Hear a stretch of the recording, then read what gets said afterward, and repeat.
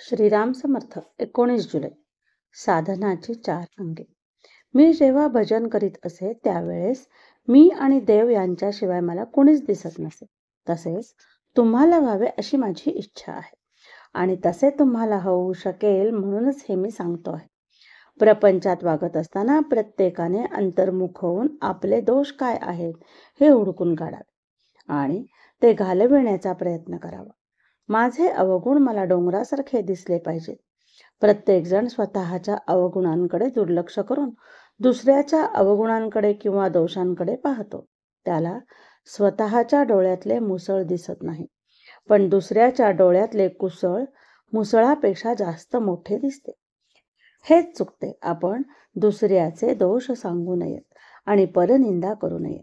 रोज निजण्याच्या वेळेस आपण दिवसभरात देवप्राप्तीसाठी काय केले आणि दुसऱ्याच्या निंदेत किती काळ घालवला याचा पाढा वाचावा, म्हणजे चित्तशुद्धी होत जाईल. रोज असे तुम्ही करीत जा, म्हणजे 3 महिन्यात तुमचे चित्त शुद्ध होईल.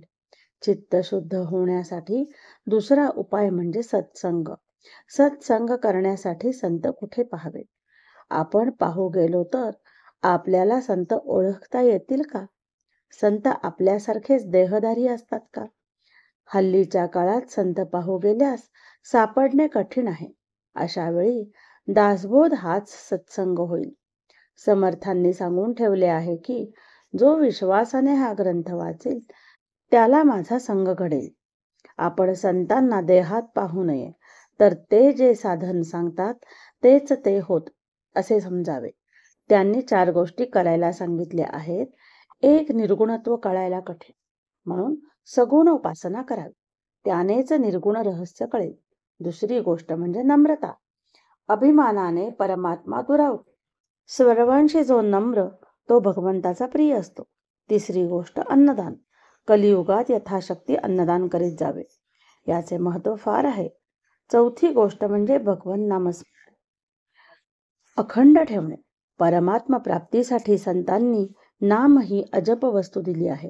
संत भेटल्यावर काही करायचे उरले आहे असे आपल्याला वाटताच कामा नये. ज्यांना ते वाटते त्यांना गुरु भेटूनही भेट न झाल्यासारखेच आहे. आज एक यात्रा केली, उद्या दुसरी करायची राहिली, अशी इच्छा का असावी? गुरु एकदा भेटला की आता काही कर्तव्यच उरले नाही असे ज्याला वाटते त्यानेच गुरु भेटल्याचे सार्थक केले असे होते. गुरु आज्ञेपरते दुसरे त्याला साधनच नसते. तोच परमार्थ आणि तीच त्याची तीर्थयात्रा होते. आणखी काही करायचे आहे असे त्याच्या ध्यानी मनीही येत नाही. आजचे बोधवचन: अत्यंत चिकाटीने संतांचा समागम करावा आणि त्यांच्या कृपेस पात्र व्हावे. जय जय रघुवीर समर्थ. जानकी जीवन स्मरण. जय जय राम. श्रीराम जय राम जय जय राम.